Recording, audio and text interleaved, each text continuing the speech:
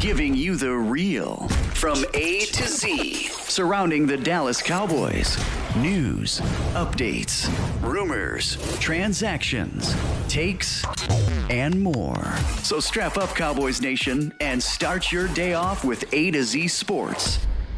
Live with Will Steele. 3, 2, 1. Here we go.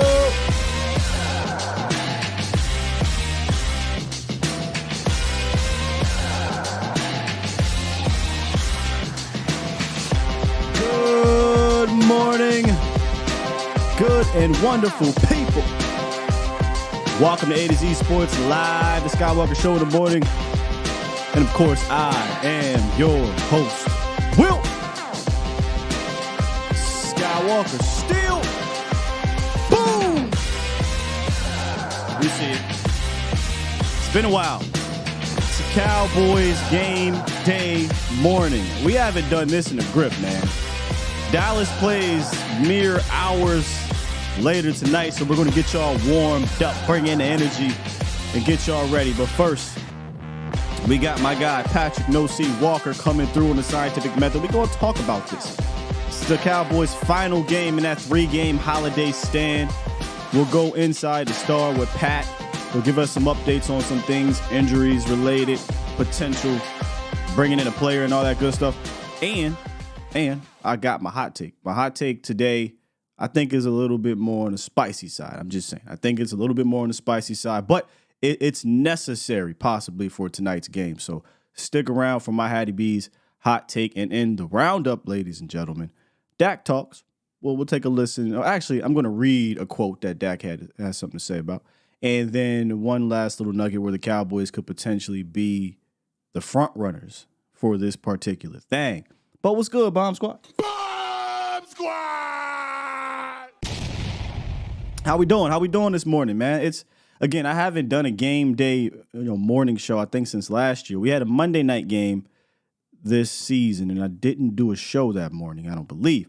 And instead, we ended up just doing the shows later. Woke up the next morning, and we were back on air. Difference is I won't be on air tomorrow morning. So I said, let me go ahead and bless you guys with the morning show today. And then we'll have the pre-game, halftime, post-game, all that good stuff live at Walk-Ons, baby. Yep, me and Jesse Holly will be out there later on today. Me personally, I'll be out there early or late afternoon, early evening, something like that. Out there setting up, getting ready, getting my mind ready to break down this even more with y'all and watch this game. And then later tonight, we'll have the post-game show as well. So make sure y'all come through. Shouts out to Walk-On. Shouts out to Triple Dog Irish Whiskey and Cowboys Experience. My guy Jesse will be out there with me, obviously hosting this as well. So we'll see y'all there later tonight. But before all that, we got some business to handle today, right? Big game tonight. I think, me personally, this is the start of that whole gauntlet, is what they're calling it, but that schedule where it flips. I'm telling you, 6-5, we might look at that and say, whatever. And the Cowboys might go out here and blow them out. And if they do, that means, in my opinion, that means more than any of the other blowouts the last 3 weeks. This is not a poor team at all, Cowboys Nation. And we've broke it down over the last 2 weeks, and we'll continue to do so today. With that said, we got Pat at the top of the hour. I may or may not have phones for y'all today. Again, we got some shows later, but the phone line is right there. We'll be talking to Pat in about 10. But let's go ahead, jump into this roundup, because I don't think this is going to be a particularly long show. But you just never know with me, man. Let's do it. It's time! It's time! It's time! It's time! Time. It's time! Time? It is time for...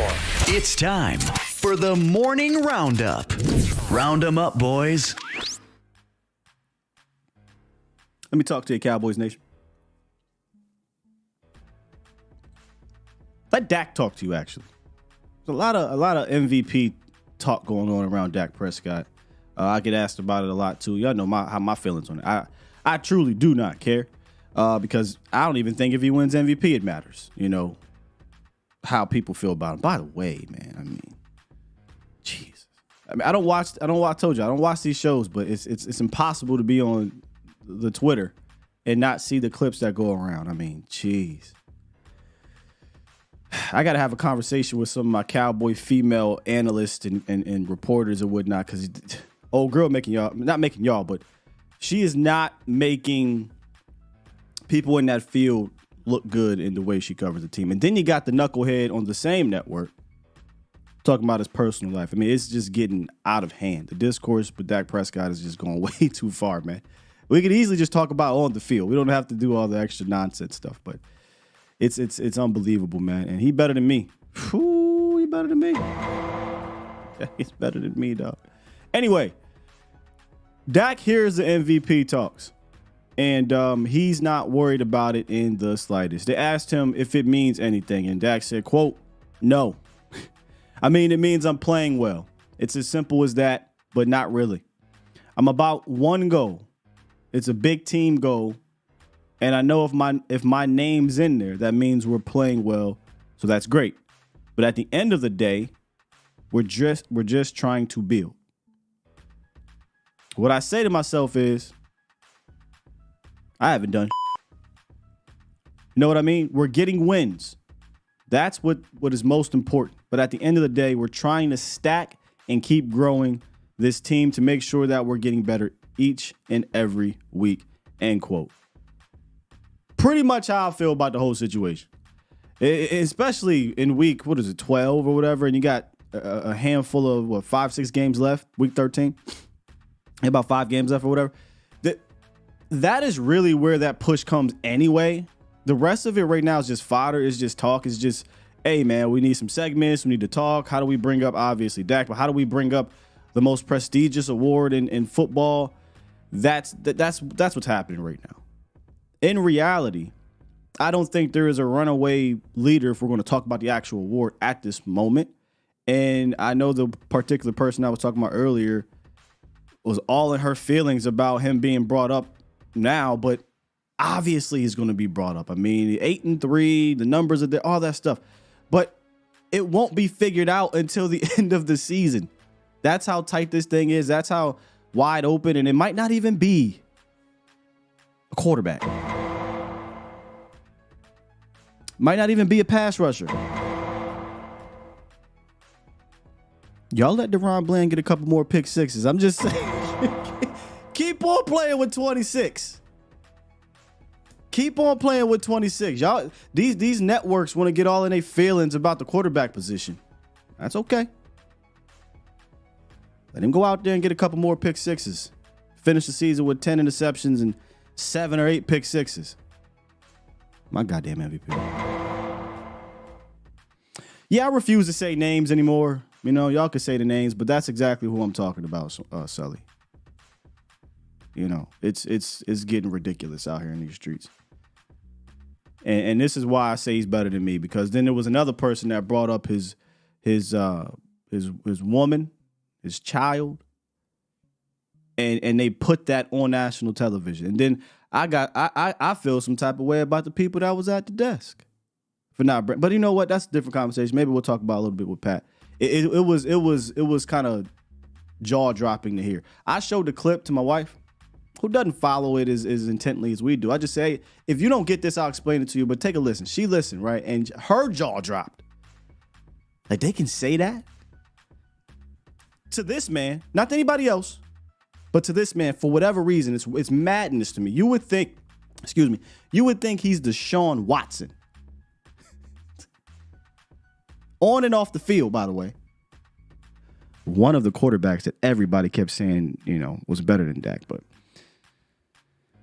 all he can do is go out there and continue the ball, and he's going to need to do that tonight. Shaq Leonard left the Cowboys without a contract, went to take the visit with Philly, and he also left Philly without a contract as well. The reports are he's expected to be making a decision this week. But Baldy came on 105.3 The Fan, and they asked Baldy, he's an insider, whatnot. What do you believe? What are you hearing about Shaq Leonard choosing the Cowboys and the Eagles? And this is what Baldy had to say. I hear he's leaning towards the Cowboys. I know players on the Eagles that are, heavily trying to recruit them. Sure. They need them. They lost Zach Cunningham last week. They've been losing linebackers all year. I hear he's favoring the Cowboys at this point. I know he's a little measured about this thing. Wants to make the right decision. I know this: whoever gets him, they're going to be a better team. He's a great teammate. He's a very instinctive, talented player. He's coming back from major injury, so I don't know exactly where he's at. He's been playing, but I think he could improve both rosters right now, especially with what the news about Leighton is. And, I think the Cowboys like what they're doing right now with Marquise Bell, but I think, when you go against some bigger teams and some teams that are a little bit more powerful, you might want to have that option of playing two linebackers inside. That's Baldy on 105 through the Fan, G-Bag Nation. Shouts out to our guy, Bryant, who was on the show, one of the hosts. Yeah, I mean, that's kind of what we've been talking about over the last week, what he could potentially bring. And I'm actually going to discuss this further with Pat because I'm curious on who is the biggest Paul Heyman behind all of this. Who the hell is Paul Heyman? Who's the biggest advocate behind this? Is it DQ? Is it Jerry? Is it the linebackers coach? I'm just curious to know because some in Cowboy land would tell you, hey, Cowboys are fine at backer, right? Clark and Bell are coming along, and they are, right? Like Clark is playing better and better. Bell, I think, is such a hybrid that I talked about this yesterday with Okoye. I'm not ready to take off the field like that. I mean, especially on obvious passing downs. But I do think there, if healthy, it's the biggest one. We'll talk about that too. If healthy, there is something that he could bring here from an emotional standpoint and physical standpoint downhill that, let's just be honest, that isn't really been a consistent thing on this team. But apparently he's going to decide this weekend, which is hilarious because the Cowboys play the Eagles next week. So what if the Cowboys win tonight, which they're favored by 9, that's a high number, by the way, but they're favored by 9, probably because we're playing at home. Eagles, not favored at home against the Niners. I wonder if he's watching tonight and Sunday and saying that's how I'm going to determine. But I'm not in his head. I'm not really sure. I'm just kind of speculating here. But that's kind of the latest on Shaq Leonard, Cowboys Nation. So, I happened to take a peek over here in the chat. Shouts out to my bro, Voss Lombardi in the building. I happened to take a peek, and some of you guys were asking who and whatnot.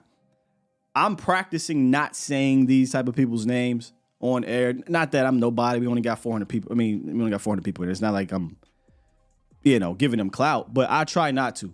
I don't repost it. Trust me, I see these things on Twitter. I don't like to reshare it because then they're just getting the views and the ratings and the engagement, and those networks are like, yeah, they're eating that up. So I don't do it, me personally. But I see it.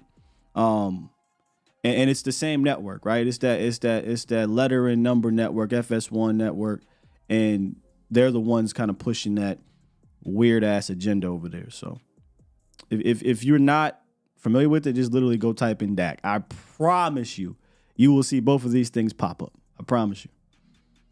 Yeah, Jay Worthy, you don't need to promote the haters. It's one thing, right, Jay Worthy, if it was just some regular ass football hate. But it's so different now, which is just strange to me, man. Appreciate that, IT. Got this off of, I think, the Pro Shop. Black Friday sale, baby. Somebody said last night, I was thinking, why watch the shows? I say that all the time. And, again, they're going to get their money. It is what it is. It's a national network. I don't ever want to lose who I am because I'm on that network, if I were ever to be on a certain network, right? And I feel like you kind of almost have to. And again, like I said, for me personally, for nobody to really say anything to do, like, hey, what are you talking about here? Why are you bringing up another man's woman? And shouts out to Pat, if I could find this tweet. They asked Dak, and I'm going to paraphrase it, but he'll be on here in a second. They asked Dak, hey, why didn't you announce this earlier? Because she's obviously been pregnant. And he said it was to protect her. He said something along the lines of, hey, look, I'm going to get hate. I know people are going to go in my DMs and say some awful things, and he even went along the lines of saying, I don't think anybody deserves some of the things that have been said to him or his family, but it is what it is. But it was to protect her, but she got tired of obviously hiding her belly and things like that. But I appreciate Pat Ford for dropping that, because it brings some more perspective as to why, he's keeping his private life private. I'm very much the same. I try to do that as best as possible, given society nowadays. Speaking of which, Cowboys Nation, it's like you say his name 3 times, he pops up in a good way. Let's go ahead and hit the scientific method with our guy Patrick Nosey Walker from DallasCowboys.com.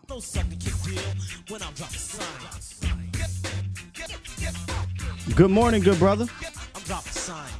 Good morning and happy game day, man. There's a beard to the name 3 times and pop up like Candyman. I was just about to say, and you know what, man? Candyman was, until this day, might be the scariest movie I watched as a child.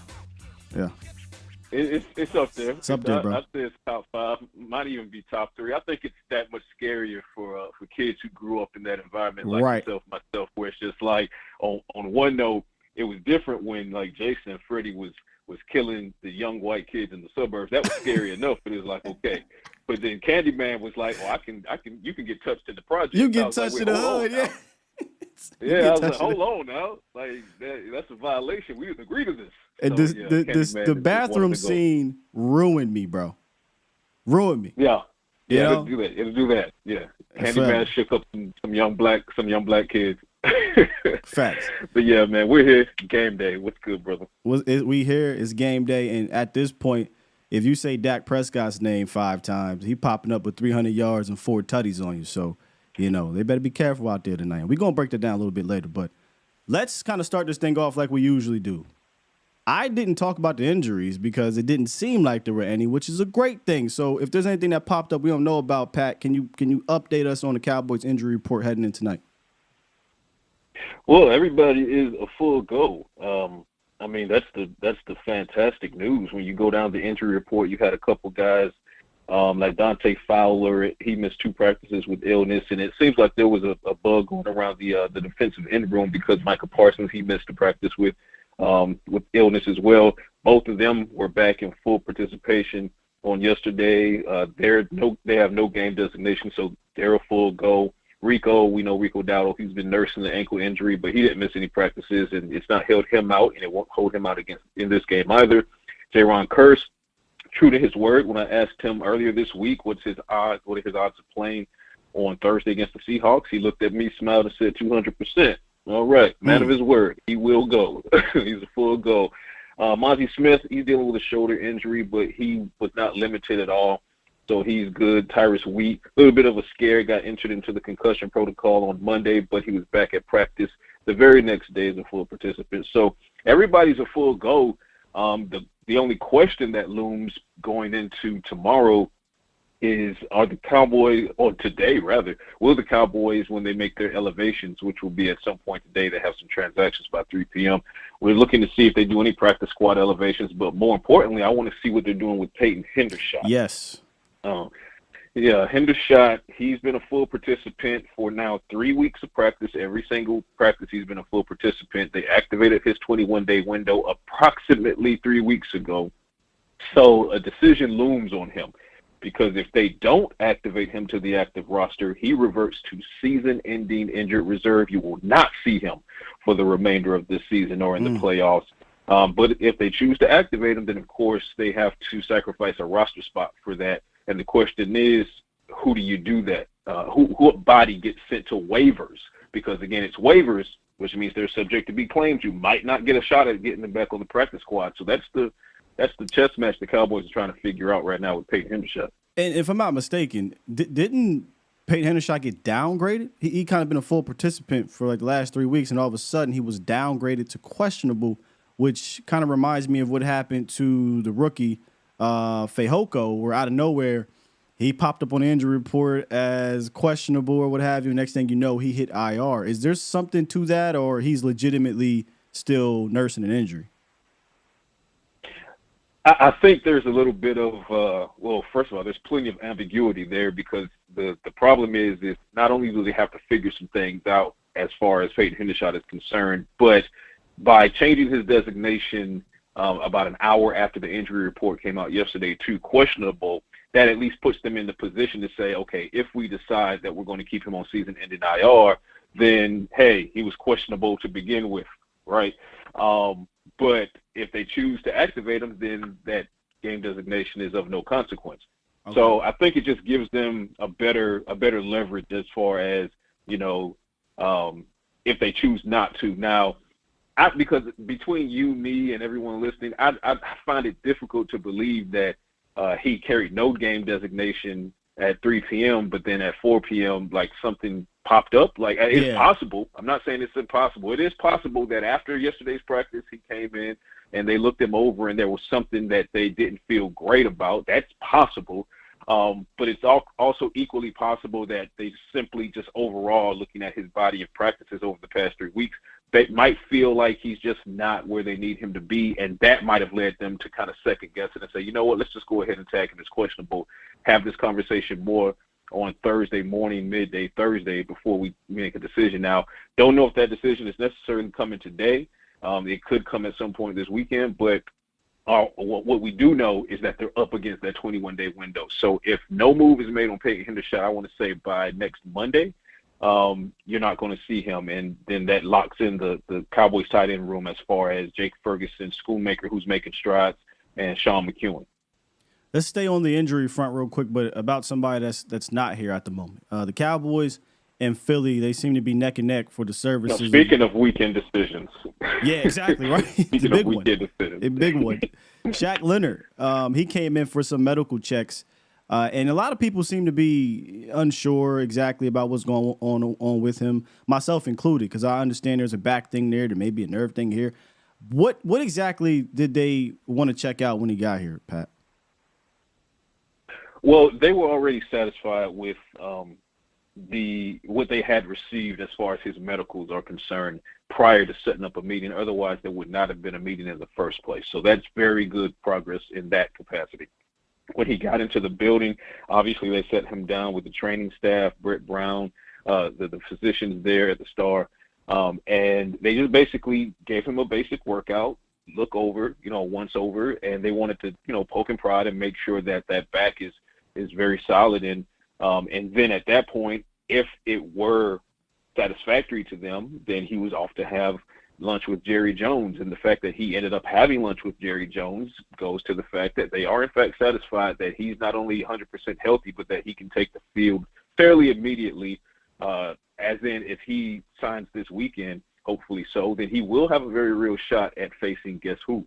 The Philadelphia Eagles on December 10th, especially on a mini bye week coming off of this Thursday. I know the NFL scriptwriters, they are in their bag, right? Yes, they are. So that's funny because whichever of these two teams he doesn't choose, that's who he's facing on December 10th. Funny how that works.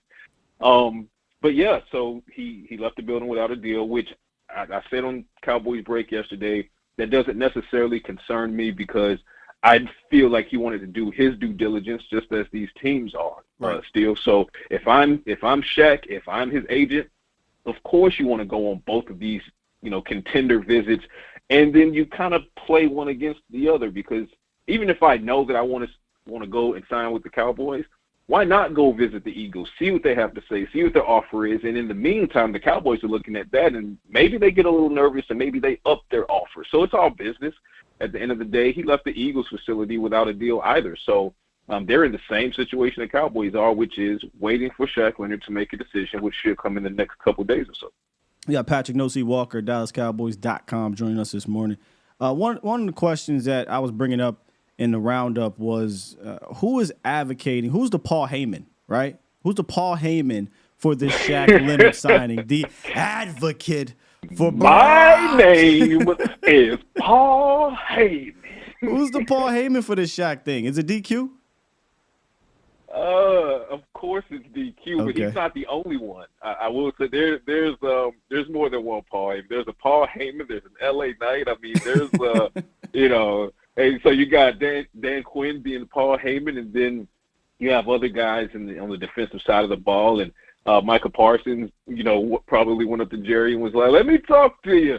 So, I mean, it just makes sense for the defense as a whole to want this guy there, and they do. And you look at former teammate in Malik Hooker on that side of the ball, Stephon Gilmore on that side of the ball. I mean, he has long-standing personal relationships with these guys, not just formerly professional, but ongoing personal relationships with these guys. And there's a lot of chemistry there already that exists between Shaq, and the Cowboys defense by virtue of those two guys. And then Dan Quinn obviously is trying to stand on the table for him, which is why Jerry and Steven in the front office courted him the way they did. It was, in fact, a full court press, and they really want Shaq Leonard in Dallas. So he knows unequivocally, regardless of what he decides, he knows unequivocally that the Cowboys want him in the building.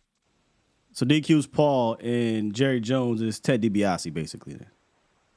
Let's do it, yeah, because money is no object. There you right? go. Everyone has a price.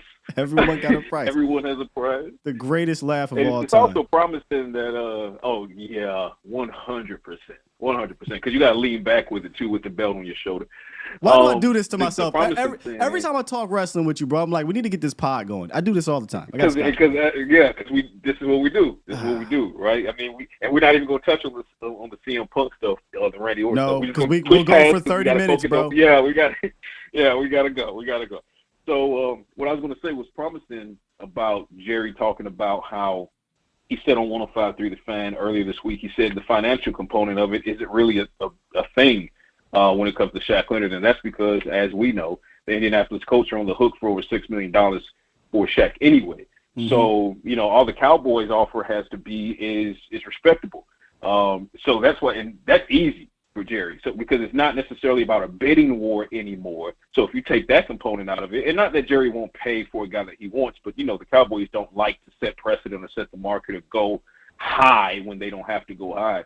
So take the financial component out of it, and that really levels the playing field between Dallas and Philly. And then you start looking at just the items outside of that.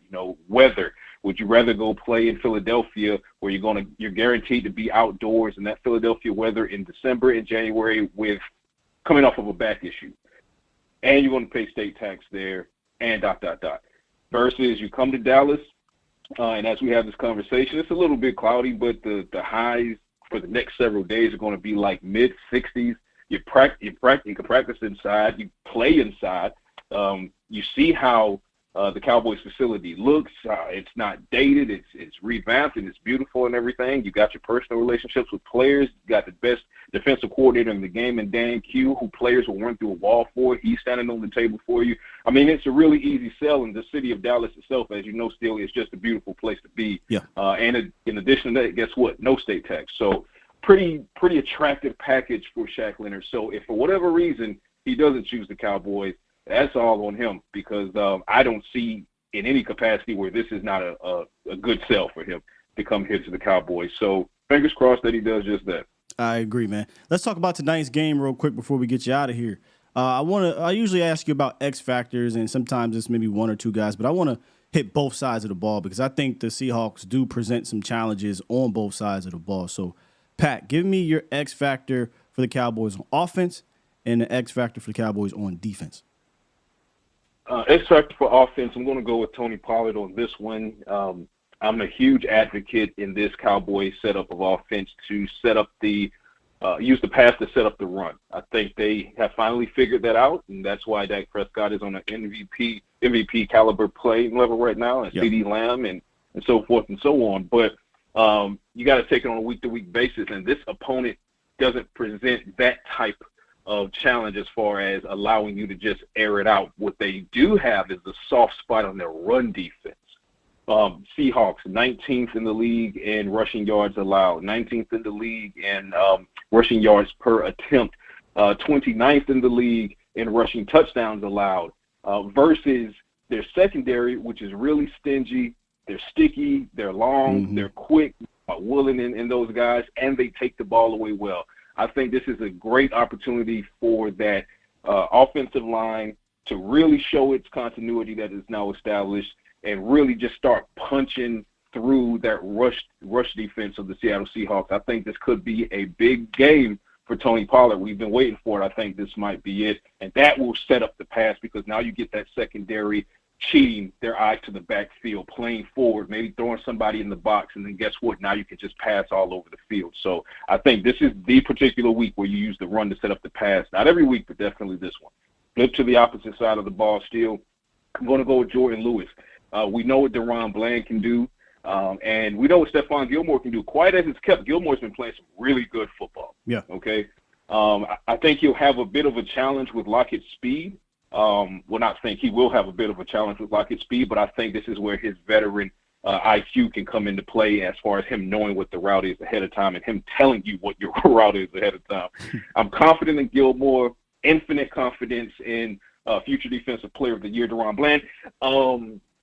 And I'm going to look at Jordan Lewis, though. Lewis has flashed this season. He's shown he can play some really good football, but he's also struggled a time or two. Mm-hmm. And now he's going up against the rookie in Jackson Smith-Njigba.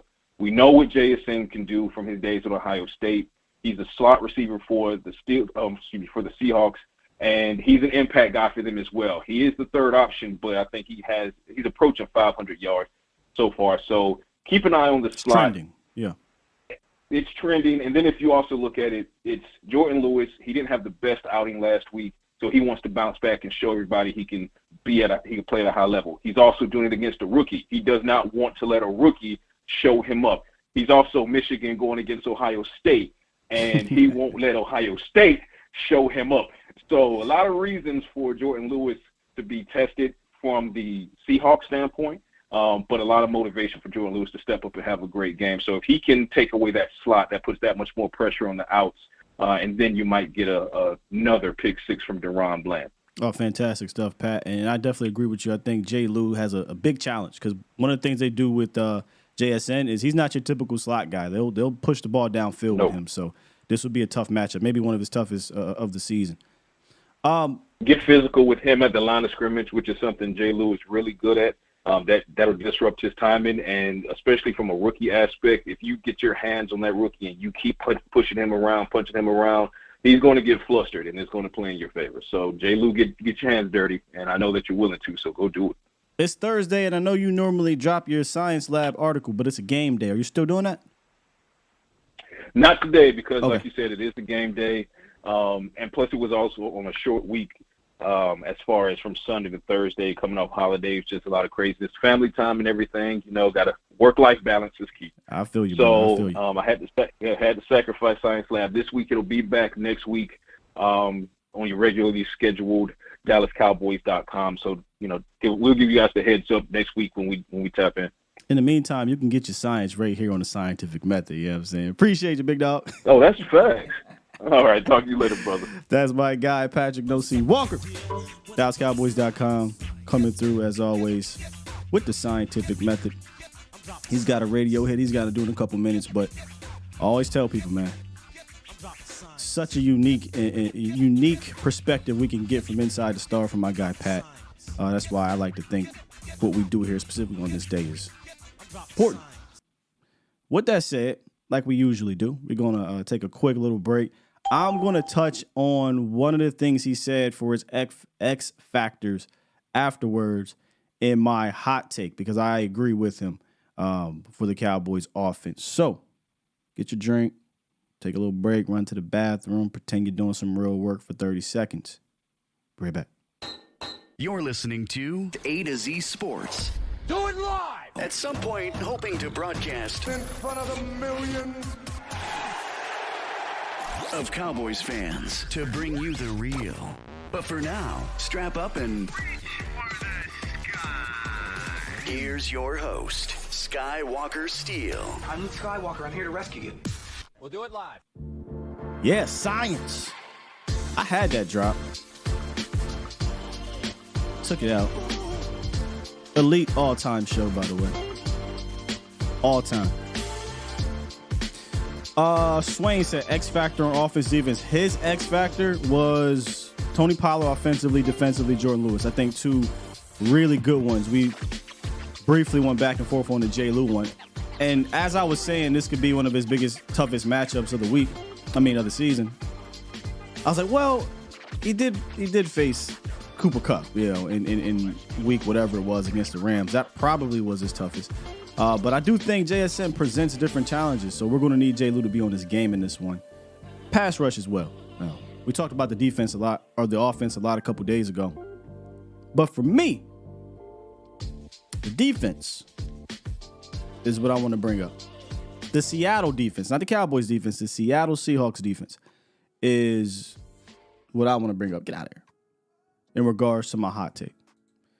So yesterday we went in depth about said defense. We talked about how their raw numbers were not that great. But when you look at some of their advanced numbers, specifically their pass defense, like Pat said, it's a stingy group. It's an underrated group, in my opinion. When I say underrated, I mean, you're probably not going to talk about them much, but when you really go watch them, it's not easy to just throw the ball all over the field on these guys. Their scheme matches their talent very well. It's an aggressive style of a zone defense. Thus, I do think they will make it tough on the Cowboys wide receivers to tee off. If you go look at 4 of their last 5 games, their pass defense has only given up 3 total touchdowns in 4 of their 5 games. In the lone game that I left out against the Washington football people, they gave up multiple touchdowns through the air, sure.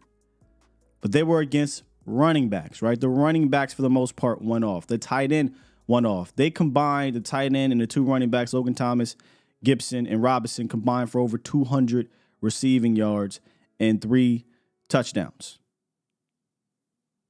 2 touchdowns. Thus, when you look at them on the ground, against the Cardinals, 127. Against the Browns, 155. Against the Niners, 169. And against the Ravens, 298 yards on the ground. And even if you take out Lamar Jackson's rushing yards, they ran for over 230. So, as Pat was saying, this could be a game for Tony Pollard and Rico Dowdle to get going on the ground. But I don't think it's just going to be on the ground. Like I talked about yesterday, like I've been talking about over the last few days, the secondary is tough. The zone defense, they make you take the underneath things. I think Dak is going to have to be efficient underneath, smart about when he takes his shot. I think McCarthy is going to have to be timely about when he wants to take his shot. And that's why I think these running backs have the potential to eat on the ground and eat out the backfield. So from a hot take, Tony Pollard, Rico Dowdle will combine for over 200 total yards and 2 rushing touchdowns. That's very Pacific, Sky. I know it's specific. I'm just playing around. Yeah, it is. It is. And I do think it's spicy because the Cowboys running backs haven't done that all year. Cowboys are playing at home, so maybe they will be able to air it out a little bit more. Fair. But again, this team, if you go look at what it's been able to do against receivers, they haven't given up a 100-yard receiver in the last 5 weeks.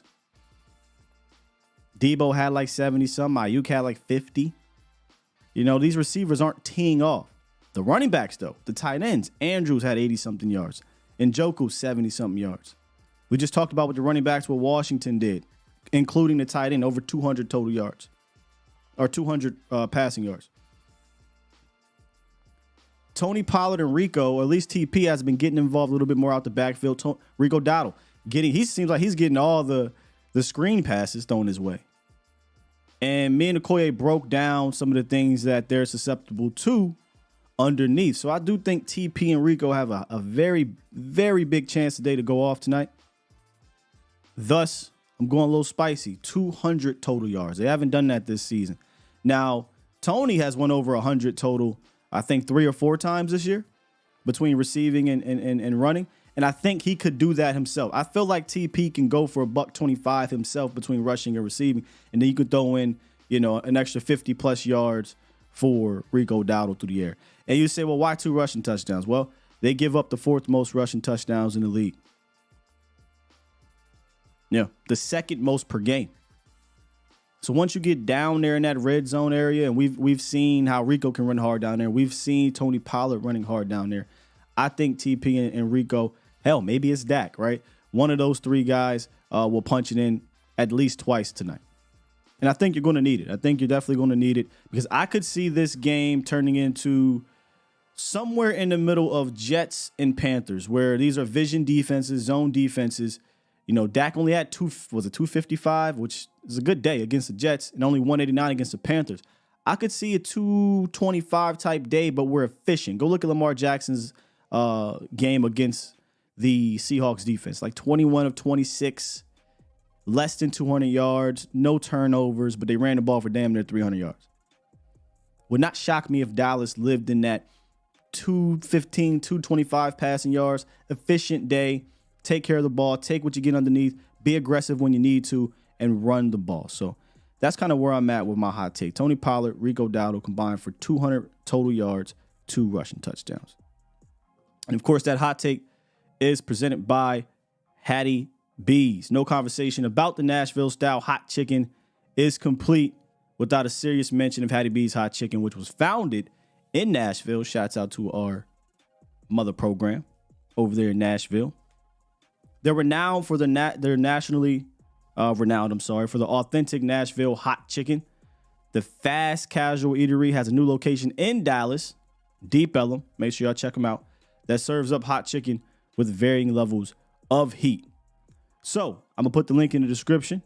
Make sure you head on over there, hattiebees.com. You can get a new order for delivery, or you can go pick it up, or you can sign up for their program and use the code A2Z Dallas.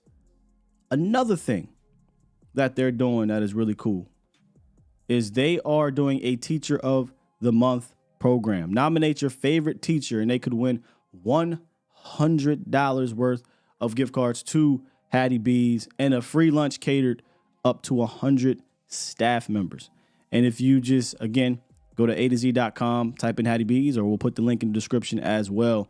You guys can nominate a teacher. We had a bunch of nominations the other week, and A2Z will be rolling those out via Instagram and Twitter. So make sure any teacher that is out there doing a thing, because I know how it is out here. I got nothing but love and respect for y'all. Nothing but love and respect. It's tough out there in these streets. Please nominate them. Show them your love. All right. Let's go ahead. We'll take a couple calls. We're on good time here. We'll take a couple calls. We'll wrap, get y'all thoughts, maybe get y'all X factors, maybe some bold predictions before the game. And then I'm going to wrap up, pack up, and get ready to see y'all later tonight with my guy, Jesse Holly. First up, I'm not sure who it is. I'm not sure if it's Prime. I'm not sure if it's JR. But either way, good morning. Good morning. No, man, that's hey, what's good, brother? Hey, you call me. I'm at the donut shop. So we got JR there. We got JR because Prime don't got time for breakfast. He coaching. No, he can. Yeah, they recruit. They got recruits leaving. So yeah, he trying to get back on the recruiting trail, man. You know how they do them in the media. That's why they need you up there, baby. I feel. What's on your mind, though, JR? Yeah, man. Hey, this is what I was thinking. Shout out to Pat and O.C. Walker. You know what I'm saying? X Factors. You know what I'm talking about? I think personally. All right, thank you, man. We have a good one. I think personally tonight it's going to be a chess match between our offensive wide receivers and their defensive secondary. Actually, I think it's both, because I think our defensive secondary, we're gonna have a challenge between their receivers, because they got some top tier talent. Coach Prime, he'll be like, they got some bars back there. You know what I'm saying? They got some guys. And I think they're going to present to us a challenge, as far as they're going to target, of course, Jay Luke. I didn't think Jay Lou had that bad of a game last week. I thought he made some plays. He gave up some plays. I think his confidence is higher. I felt Patrick would give him coming out of last week.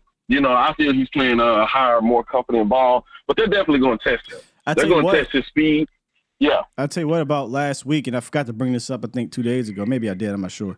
That was an interesting test for the secondary, because it's the Washington Commanders, but Eric Bieniemy and Sam Howell are aggressive, and they have skill players. When we were actually talking about them last week, we were saying, hey, look, I get it. It's the Washington football people, but they have guys like De'Ami Brown and Curtis Samuel, obviously, Scary Terry, Dotson. Like, these dudes are skilled. They're really good, skilled players. So it was going to be a challenge.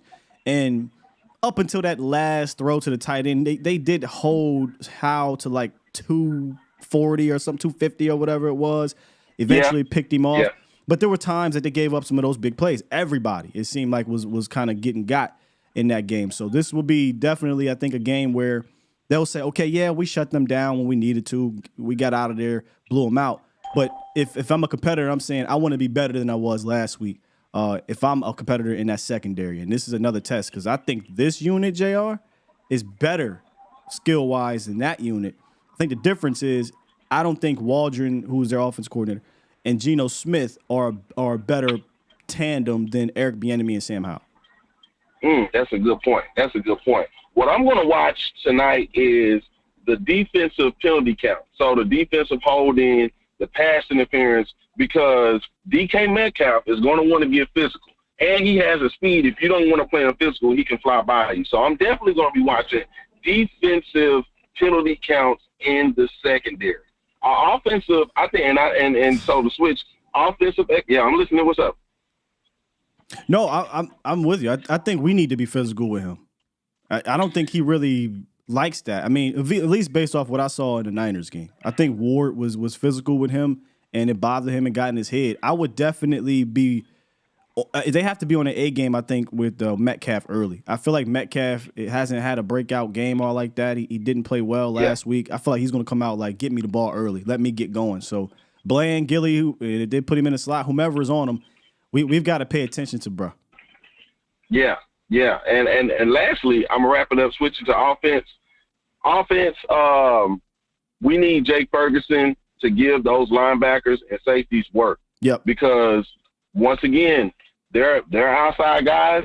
They are players. They got that dog in them, Yeah. So they're gonna test. They're gonna test CD. But I mean, of course, it's CD. CD he's playing his best ball of his career right now. So I'm not too much worried about CD. But what they're gonna do, and if I was any team playing against the Dallas Cowboys, I'm doubling CD. I'm taking the Bill Belichick approach. I'm gonna double your best guy, and I'm gonna make you beat us with your other guys. So Brandon Cooks, he's gonna have to step up. He's gonna have to be. We need him to be that rack receiver. But in games like this, I see him become more possession. So we're gonna need him to be more rack, more yak, yards after the catch.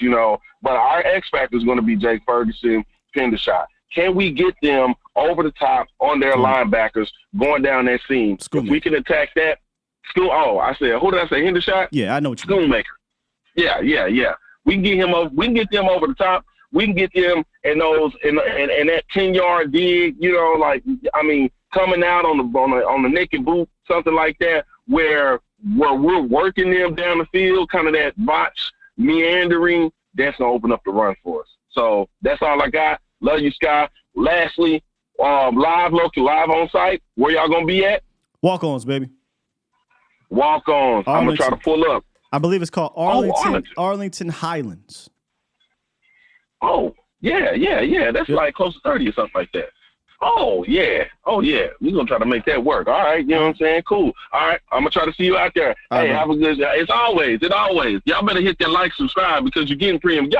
Y'all just had Patrick No-C Walker. He just was on the flagship radio station, y'all. Okay? So I don't know if y'all tuned into them, and if you are, good, but you here. So if you heard Patrick No-C Walker break it down and give it to us straight, you need to hit that like and subscribe, because this is A to Z, baby, and we got Sky the best in the game. Y'all showing some love with that free carry, so we going to the top.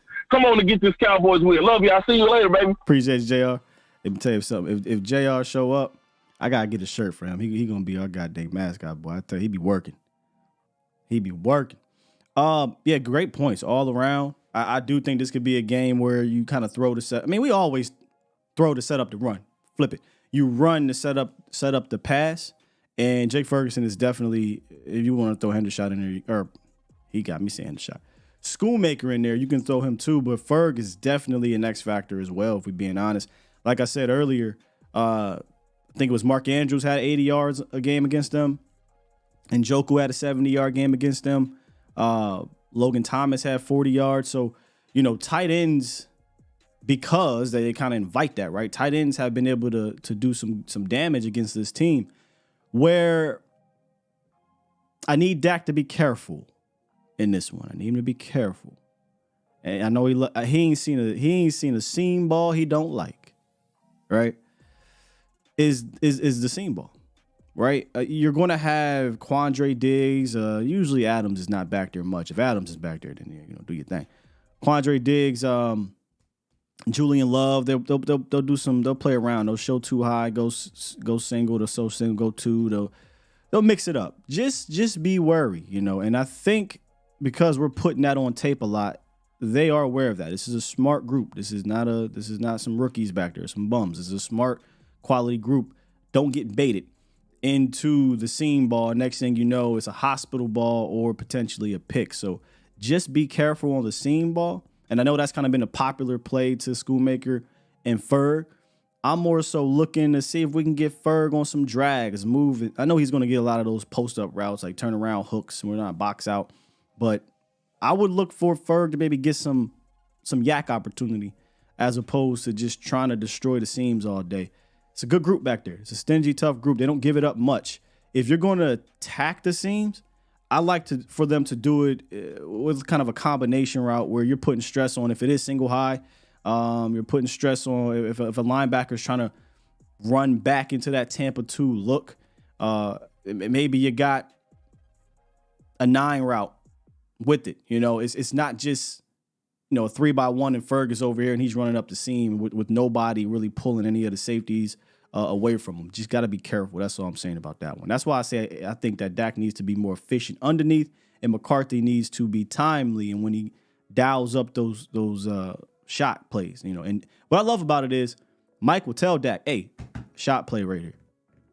We're setting him up. The PCP, right? Set him up for that play. I don't think you should just go out there willy-nilly just trying to air it out deep. It's a good secondary." My man, 100 grand, what's good with you? I'm good, my guy. I'm good. I'm just, getting ready for this potential 40 burger. You know what I mean? Let me tell you something. We put 40 on them. I bet not. You know they're going to downplay it, but they shouldn't. This ain't no team to be downplaying if you put 40 on that defense. Seriously. I'm not letting them do it, bro. I've been chilling. I've been chilling, beating on these other teams, but you gotta respect your opponent. I understand, Scott. I get it. But I'm just telling you what I see. 40 burgers, Scott. Listen, for it, man. Why do you think it's 9.5? Come on. Yeah, man. 9.5 is a pretty. That's for this team, in my opinion. That's a pretty big line. And I'm no better, but I know what that means. And plus, yeah, they got dogs over there. I'm not going to sit here and say they got dogs over there.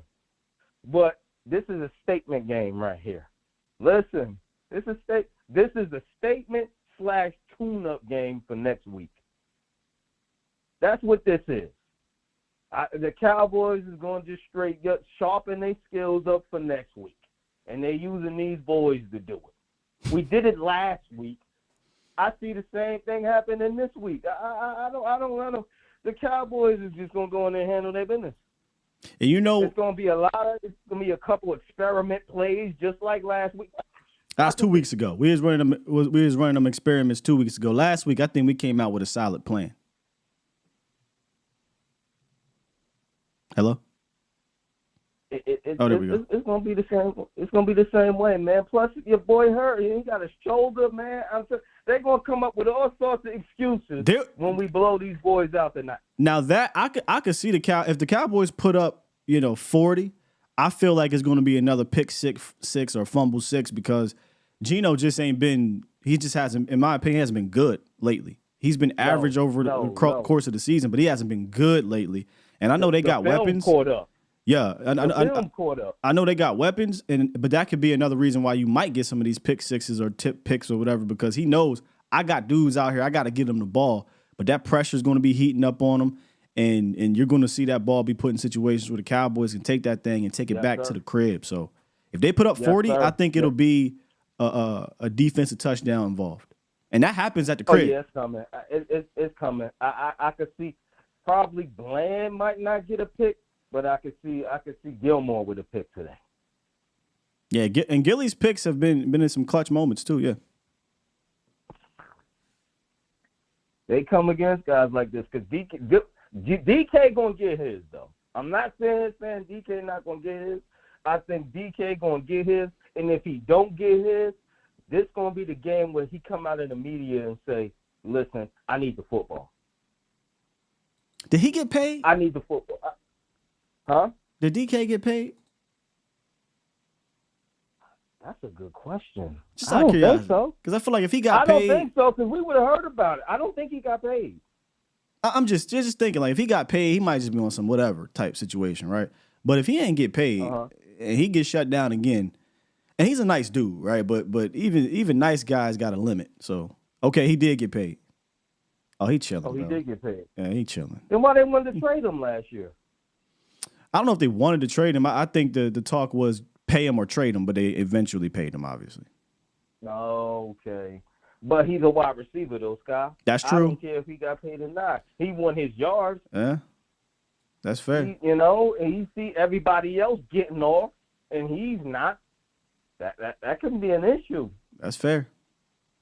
That's fair, bro. That can be an issue. So I feel like if he don't get an impact and they lose, I can see some drama coming Seattle's way because they was in the playoff picture. Now they sort of falling down by the wayside here. Hey, look, drama in Seattle. I'm here to tell you right now, we don't care. We don't care. We do not care. We do not care. Appreciate you, 100 grand. I'm gonna get with you later, bro. All right, bro. Salute. We don't care about that. People in the chat, Bland getting a pick today. I can see it. If they're going to try to throw that Bland 12 times again, and Bland got quote unquote picked on, if you want to call it that, but he got thrown at a lot last week for the first time. Didn't give up a tutty, gave up some yards. And at the end of that game, they try to keep going his way. Would not shock me though if he got one. Would not shock me at all.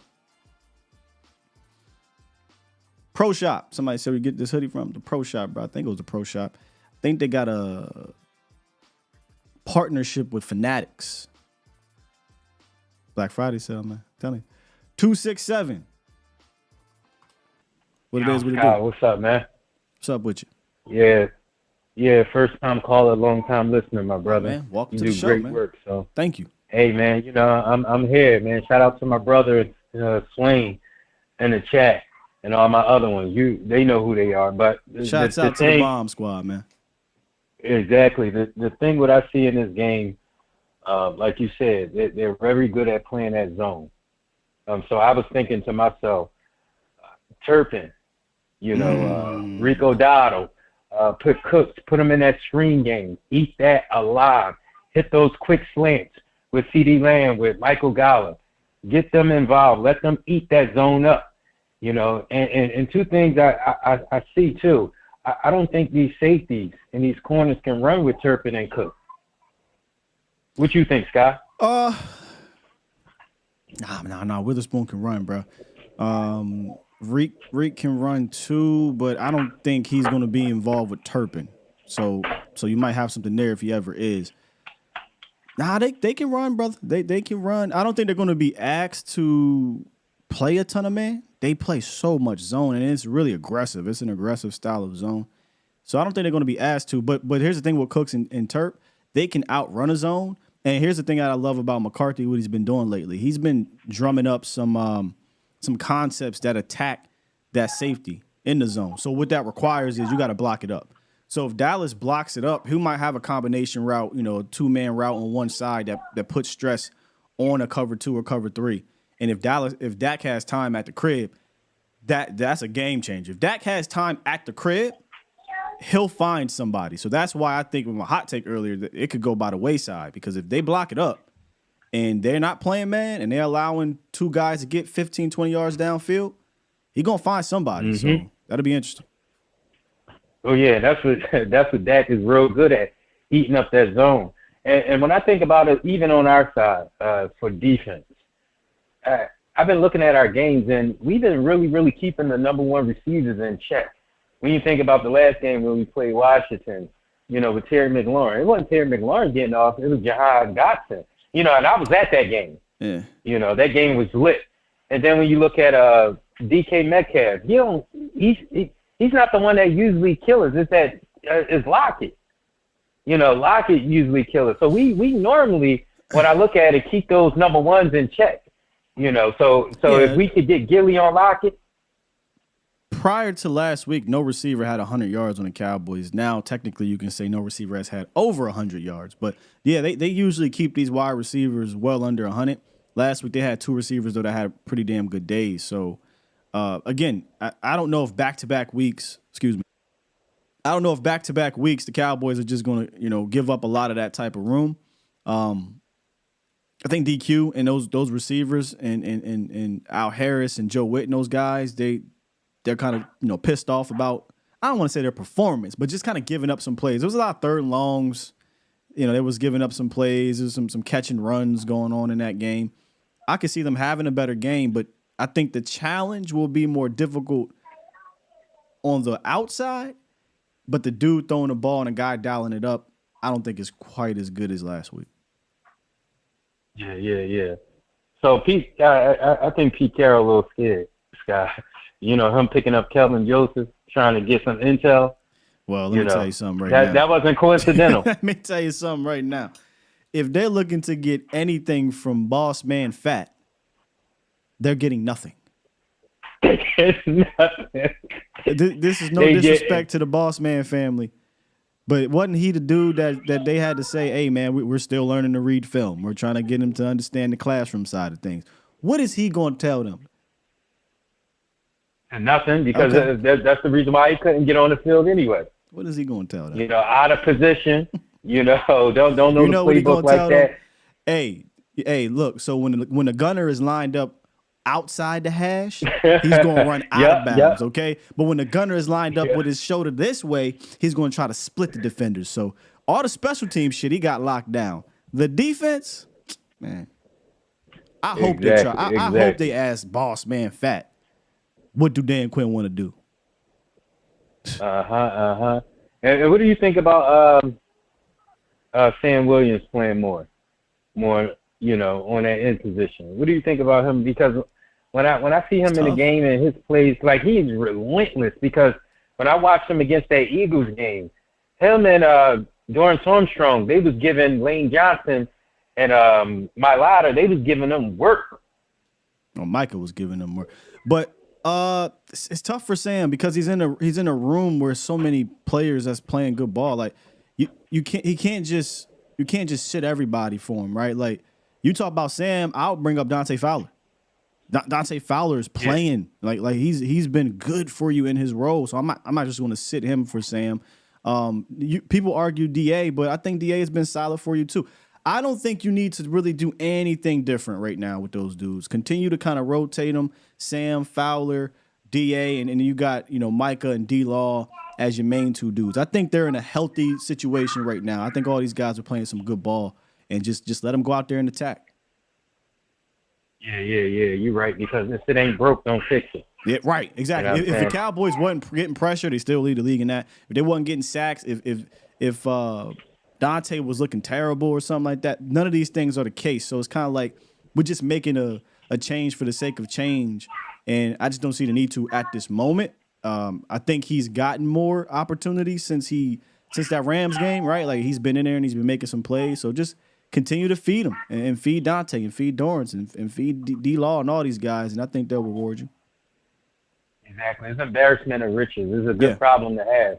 When I'm looking at it, when I'm looking at all this, I don't see no other team with this type of line that we got these DNs. Not many, exactly. We don't know who to put. Maybe 2 teams, maybe. I mean, the Jets. Yeah, maybe the Niners. San Fran trying to, exactly. That's what I was thinking. Exactly. So I mean, it's a good problem to have. Look, we have much better team than the Seattle Seahawks. I already see us putting 30, 40 points up on them. It's just how we going to do it. Exactly. It's not a familiar foe. and stuff like that. So we're not really used to playing them. But what I do know is, as far as the pass rush, we're going to get to Geno, number one, because their offensive line is a mirror effect of Washington. And plus that man is injured, and two, so they're going to try to protect him at all costs. So it's about him getting that ball out, and I don't think he's going to have a chance. There you go, man. Hey, what's your name, man? Jay Worthy. This is Jay Worthy. All right, let me put you in here. Yeah, bro. yeah. See you in the chat. Jay Worthy. Hey, man, listen. I be trying. I drive on the road in the morning, so I be listening to yourself. So I be trying to jump in the chat and stuff like that. I'm not trying to take my life. Hey, I'm about to say, hey, no, do not put your life in danger for these heathens in the chat. I'm just playing. I love y'all, but don't put your life in danger for these heathens in the chat, bro. Please don't do that. I sit back. Hey, Scott, I sit back. I listen, man. I enjoy your show. I enjoy you at 4. With you and Vosh and stuff like that, picking up my baby from daycare and stuff like that. I'm listening to you, Law. Yeah, no, I ain't doing that. No. My dad said, don't ever rush your death. Man, that's facts. I'm putting something in the chat. Jay Worthy gonna be like, here we go. Let me see. What's good? All right, you gotta go in the chat to see it. All right, bro. Appreciate you, big dog. All right, no problem, bro. Stay up. Yeah, we don't need Jay Worthy to be swerving. No, sir. We don't need that, dog. I swear, if we see that in the chat, y'all, I'm just letting you know right now, we got to check on our guy. Yeah, great call. You're right, Kigama. Great call. I forget even what he said because he told me he'd be trying to do not, please, y'all. We got a lot of truck drivers. I know James calls in like, do not partake in the chat madness that goes on. All you Negans in the chat, leave my truck drivers alone. Let them just listen. Call in from time to time. He said you better save that number. You right. I should have saved his damn number and check on Jay Worthy in case he get crazy up in his chat. What happened to Sam? Nothing. I don't believe nothing happened to Sam. But you feel what I'm saying, though? I feel like this rotation is just in a good spot right now. I don't think you need to do anything too crazy. I think Sam is getting his time to shine, and he's shining. I think he got like 4 sacks now. How many games is left? 5 games. We talked about Sam being a potential 10 sack. I don't think he's going to get there. But if Sam can reach that 7 sack, and I know sacks is sacks, it's not all.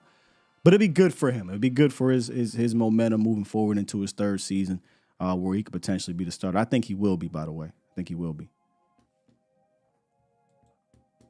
Oh, this is a fantastic caller to end this thing with. Jack. Good morning, bro. Yeah. What's happening? What's happening, brother? Uh-oh. Yeah. Good morning. There we go. What's up with you? I'm good, man. Now that we got the pleasantries all out the way, with all due damn disrespect, keep playing with us like we don't put 40 points on winning teams, bro. I know what we did this year is what we did this year, and that's all we can do. Why they keep putting smut on Dak's name and pushing the goalpost every time he has an accomplishment? I don't know. Every time he does, they didn't say nothing. They only said it for one show. Patrick Mahomes scored 9 points in the game, bro. But they still stuck on us losing to Arizona. Every game, Jalen Hurts has had to pull his team out of the gutter. What does that say about your team? Dak set looks better than Jalen Hurts set. How can you still say Jalen Hurts is a better quarterback than Dak? Is he a better athlete? Yes. Better quarterback? No. So why are they doing this? Why they keep doing this? And then it can't just be the start. Because I was listening to Sherman, and so I think he just hates us because he used to whoop him. Huh? It's 100% the star, bro. I feel like if it was flipped, if it was, and again, I don't even like to even talk about this whole Jalen Hurts Dak thing because it's gotten to proportions right now where it's ridiculous. But if it was flipped, right, like Dak was on the Eagles and he was 10-1 and he had the same style, right, and then Jalen Hurts was on the Cowboys, 100% Jalen Hurts will be getting the heat that Dak is getting, or at least not the credit. And then Dak will be getting the credit on Philly because it's Philly and it's not Dallas. I think it is the star to keep it a bean. Okay, I can dig that. But at the end of the day, now they're just doing it unnecessarily. You see what I'm saying? I understand it's the star. Yeah, it's getting unnecessary. That's facts. And that's what I'm saying. That's my gripe. But at the end of the day, why can't we just win games? We want, if the shoe was on the other foot and this shit was flipped and we lost to these teams, oh, Dak is a bum. Oh, Dak is this. Oh, Dak is that. But they still trying to spin a narrative when we winning. KR. What are we doing? Yeah, and we're beating the same teams that, those guys beat as well. We're just doing it in a different fashion. I think they got more credit for eking out victories against bad teams, and the Cowboys are for absolutely destroying them. And then they're acting and one more thing, they're acting like the Cowboys don't play any more good teams. Bro, they're about to go into that stretch of playing those teams. So it'd be one thing if they said, hey, man, he's playing fantastic. My opinion can strengthen about the player over the next month because of the schedule. Instead, they're saying, he ain't shit. Yeah, these is poop teams. Well, everybody's playing these poop teams. Why isn't everybody destroying them? It's just madness to me. And it's crazy. And you know what? You made a good point. Bro, we putting 40s and beating these teams by 20, bro. The Eagles is beating the Commanders 4 points. They went to overtime. We knocking these people off, bro. What are we doing? Yeah. What we talking about? Yeah. You know what? The light bulb just came on, man. What's that? I think it's jealousy, bro. It's one of those. If I was you, I'd hate me too. I think it's that, bro. But I digress. I'm gonna go back into the garden and go for that walk. Go sit at that table, eat me some good cues, and always remember, ain't nobody got you.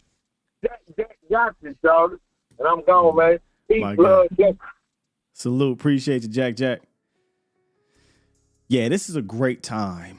Great time for not just Dak, right? Because I think personally we know how good Dak is, but this team and McCarthy to prove something to the league. However, we understand how goalposts. The Cowboys could go 8-0 over the last 8 games or whatever it was, right? In this stretch. It'll get pushed. Whatever. Let's see what happens in the playoffs. That's just how it's going to be. But I had this conversation with 2I.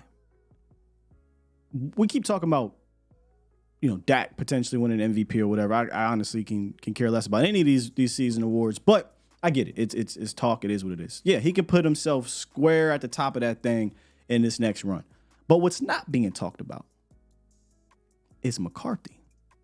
I know Coach of the Year is not a big accolade. And I know my man down in Houston is doing good things. I know the guy in Philly is 10-1. I know other teams. But think about this for a second. We talk about if the Cowboys go, over the last 8 weeks, because that's where everybody was talking about. The last 8 weeks, somebody was like 8-0, 6-0, 5-0, whatever. If they win all these games, go 14-3, maybe 13-4.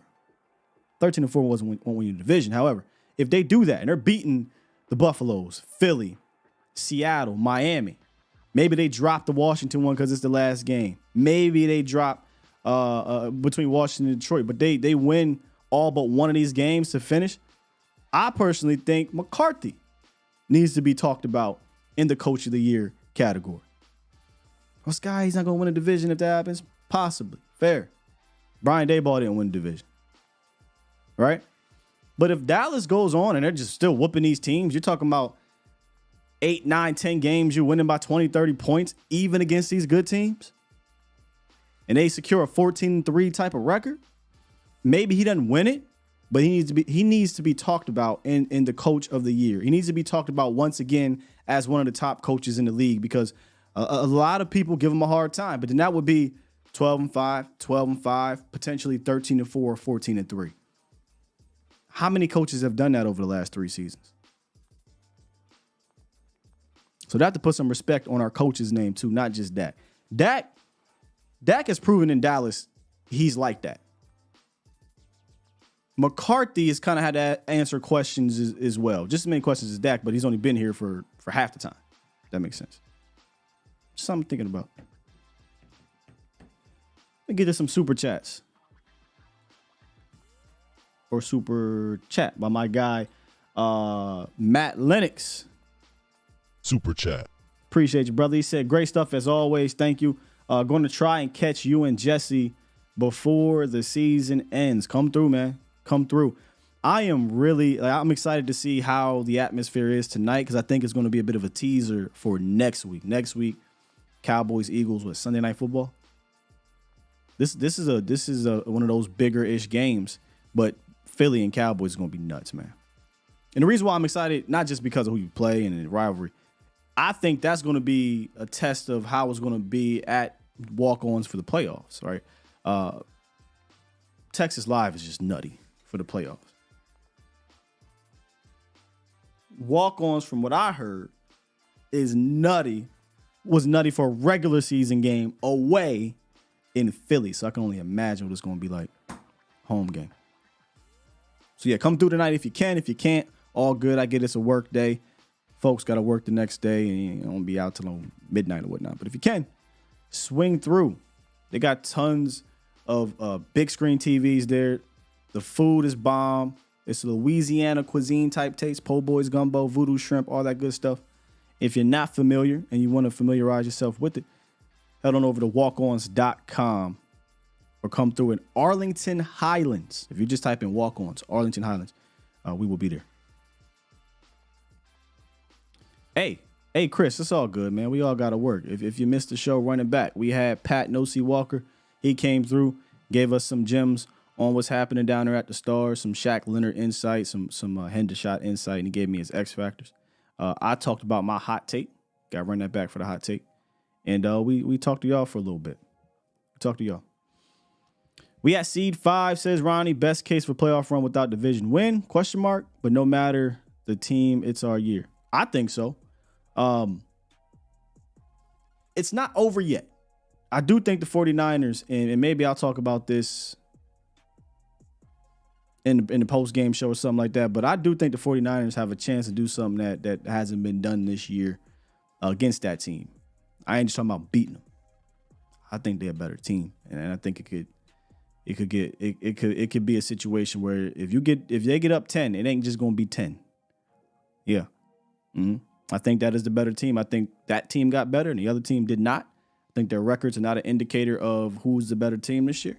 I could go in details, but look, I'm here to tell you right now. I'm here to tell you right now. We don't care. Just beat them. We don't care. Just beat them at the end of the day, and I think they will. And if they do, Cowboys take care of business today or tonight. That game is a game of significance because the Cowboys can then at least tie the Eagles, which keeps the pressure on them. They got a little bit of breathing room. But they could potentially be sitting at both 10-3 for the final handful of games down the stretch. And all it takes is one slip up. That's all it takes. Do I think we in the hunt for Dwayne Brown? We could use him? No, we can't. Ain't Dwayne Brown like 30-something years old? Is he a free agent or something? Am I missing something on Dwayne Brown?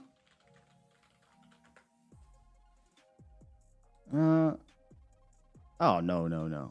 Did he get cut? No. I remember who Dwayne Brown, we whooped Dwayne Brown into submission in week 2. And he like 38 years old. We don't need another Jason Peters. We got Chuma. What we need Dwayne Brown for? Now I'm good on Dwayne Brown. Daniel Grant. Sky.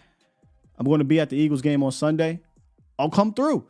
I mean, you know what? I always say that. We was at Texas Live. You could stop by and walk over. But if you can, stop by walk-ons on your way to the stadium, man. Holla at your boy. And be loud and be proud. Peters was getting whooped. I think he is better, though, but Peters was getting whooped the other day, too, though. Cornerback Woolen can be beat. Dude about to get routed up by Lamb.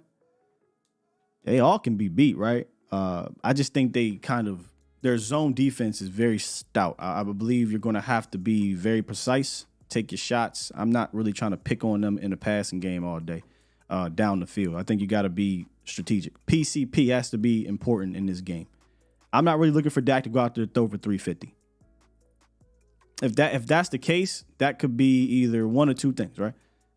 Hell, we went out there and just destroyed their pass defense, which has not happened, for a good bit. Or we got to play catch up now. Now we're kind of in this weird back and forth game, or maybe Dallas is down. I would not mind a game at all where Dak goes out there 220, 21 of 26, 6 yards, 7 yards per reception, a touchdown or two, takes care of the ball, but the Cowboys rush for $150. You still are hitting that almost 400-yard game, efficient on third down, finishing in the red zone.